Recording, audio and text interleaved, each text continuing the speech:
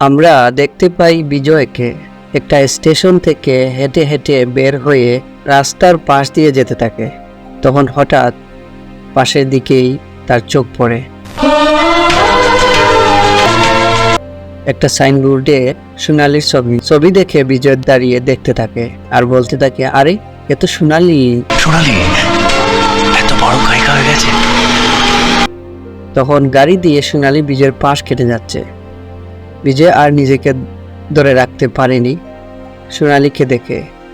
সে গাড়ির পিছনে পিছনে দৌড়াতে থাকে। সোনালি বলে দৌড়াতে দৌড়াতে কিছু সময় পার হতেই এক সময় কাছের সাথে ধাক্কা খেয়ে পড়ে যায়। তারপরও সে হাল ছাড়েনি, দৌড়াতে থাকে। সোনালি মেইন গেটে ঢুকতেই বিজয় পায়ে পায়ে বেড়া লেগে মাটিতে পড়ে যায়। আর তখন সোনালির গাড়ি থেকে এভাবে আগমন ঘটে সোনালির। ওদিকে বিজয় দাঁড়িয়ে গেটের সামনে এসে এপাশ ওপাশ করতে থাকে, এদিক ওদিক যেতে থাকে সোনালিকে দেখার জন্য। একটু একটু করে গেটের পাশ দিয়ে দৌড়াতে থাকে। তখন আরেকটি গেটের সামনে এসে দেখে গেট খোলা। তখন ভিতরে ঢুকে বিজয়।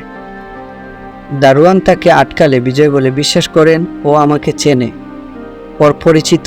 কিন্তু দারোয়ান যখন বের করে দিবে তখন বিজয় ধাক্কা দিয়ে দারোয়ানকে ফেলে দিয়ে সোনালি বলে জোরে চিৎকার করে। সোনালি পিছন দিকে তাকিয়ে দেখে বিজয়কে দারোয়ানের সাথে জোর জবরদস্তি করছে। তখন সোনালির চোখে ভেসে ওঠে পুরনো অতীতের কিছু স্মৃতি, যা ভুল বোঝাবুঝি ছিল। তখন সোনালি বলতে থাকে,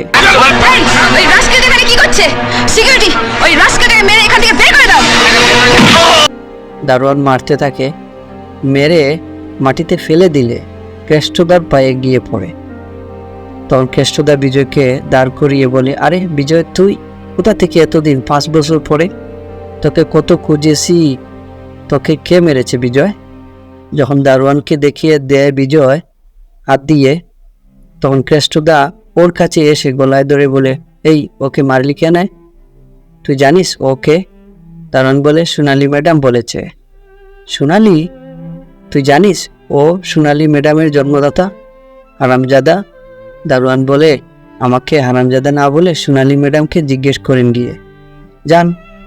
তখন কেষ্টদা সোনালি বলে তমকে যায় কিছু সময়ের জন্য। তখন কেষ্টদা ভিতরে এসে বলে, এই যে সোনালি। সোনালি দেবী বলে উঠে, আরে কেষ্টদা, আপনি এখানে? সোনালি বলে। কেষ্টদা বলে, সিকিউরিটি দিয়ে কাকে তুমি মারতে বলেছ তুমি জানো? তখনই সোনালি দেবীর মুখ অন্যরকম হয়ে যায় আর বলে, জানি। কেষ্টদা অবাক সুরে বলে, জানো? সোনালি বলে, হ্যাঁ জানি। কেষ্টদা বলে, জেনেও তুমি বসে আছো, তোমার লজ্জা করছে না? সোনালি বলে, আমার ঘৃণা করছে। ওকে মেরে পুলিশের হাতে তুলে দিলে আমার গায়ের জ্বালা মিটবে। কেষ্টদা বলে, তুমি পুরনো সব কথা ভুলে গেছো? সোনালি বলে, কিছুই ভুলিনি। আপনি ভুলভাল বকছেন। নেশা ঘুরে আছেন তো? নেশা কেটে গেলেই সব বুঝতে পারবেন। তখন কেষ্টদা রেগে গিয়ে বলে, আরে আমার তো মদের নেশা একটু পরেই কেটে যাবে, কিন্তু তুমি আরো মারাত্মক নেশায় আটকে পড়েছ সোনালি। তোমার নাম, যশ, খ্যাতি, টাকা পয়সা তোমার কোনোদিনও খাটবে না, আর সেই জন্যই তুমি পুরনো দিনের কথা ভুলে গেছো। তখন সোনালি রেগে গিয়ে দাঁড়িয়ে বলে, কি বলতে চান আপনি? কেষ্টদা বলে, আরে কি বলবো তোমায়, একটা কুকুরও তার কাছের মানুষটাকে চিনতে পারে, আর তুমি মানুষ হয়েও নিজের মানুষটাকে চিনতে পারলে না। আরে তুমি তো কুকুরের চেয়ে অদর। সোনালি বলে, কেষ্টদা দৌড় দিয়ে বলে, সেটা আজ তুমি যাকে লোক দিয়ে মারিয়েছ, রক্তের সম্পর্ক থাকলেও মানুষ মানুষের জন্য করে না।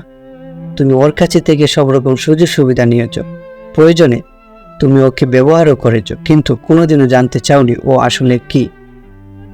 তখন সোনালি বলে, আসলে ও যে কি আমার চেয়ে বেশি কেউই জানে না। আপনি যতই ওর হয়ে ওকালতি করেন না কেন, যতই মহাপুরুষ বানান, আমি এতটা কাল যা ভেবে এসেছি আজ পর্যন্ত তাই ভাবি। ও একটা গুন্ডা, মাস্তান, রাস্কেল, নোংরা। তখনই কেষ্টদা পাশ থেকে নিজেকে ধরে রাখতে না পেরে থাপ্পড় মেরে দেয় সোনালি দেবীকে। সোনালি থাপ্পড় খেয়ে কেষ্টদার দিকে তাকাতেই বেশি আসে কোথা থেকে।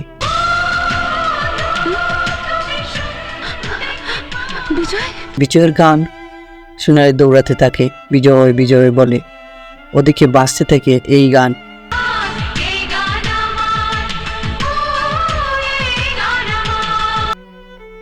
তখন সোনালি একটা দরজার সামনে এসে দাঁড়িয়ে হেসে দেয়।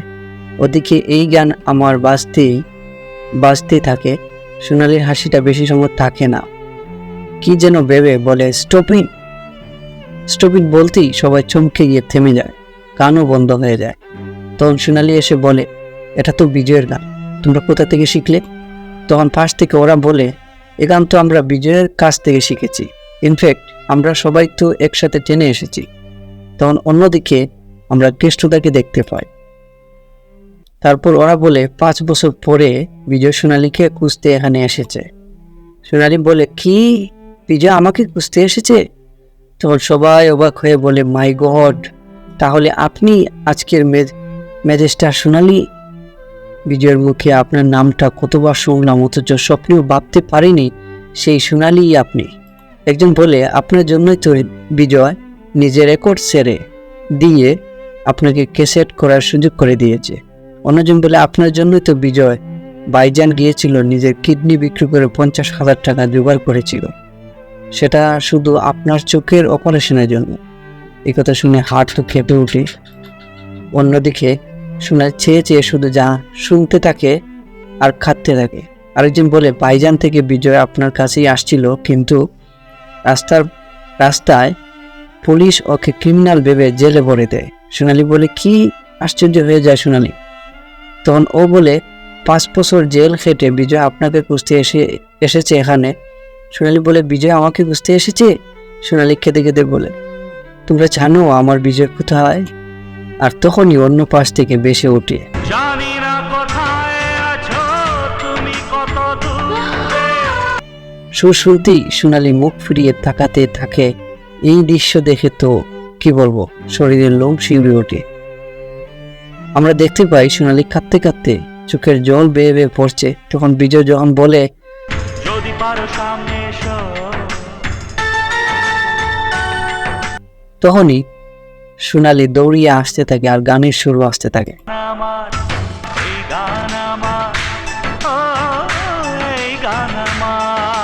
এক সময় সোনালি বলে, আজ আমি যা হয়েছি সবই তোমার জন্যই। যখন আমি তোমাকে মারতে বললাম তখন তুমি বললে না কেন, তুমিই আমার বিজয়। কাঁদতে কাঁদতে আবারও বিজয়ের বুকে দেখতে পাই সোনালীকে। ওদিকে শুনতে পাই,